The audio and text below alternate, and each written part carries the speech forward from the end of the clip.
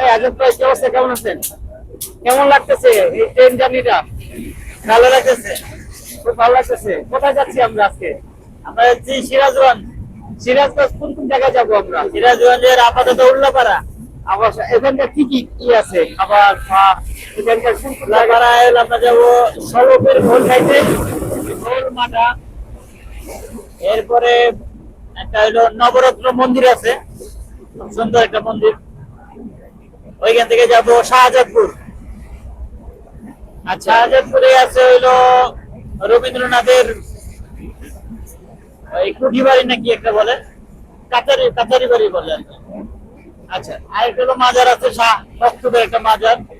তো এই day long এর প্রোগ্রাম আপনাদের আজকে। হ্যাঁ। আজকে রাত্রি থাকবেন সেখানে? আজকে রাতে থাকবো সিরাজগঞ্জ শহরে। সিরাজগঞ্জ শহরে কোন হোটেলে? সন্ধ্যা পরে শহরে প্রবেশ করব। আচ্ছা।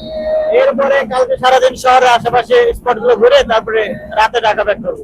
কেউ যদি ঢাকা থেকে ওই উল্লাপাড়া সিরাজগঞ্জ উল্লাপাড়া আসতে চায়, কিভাবে আসবে?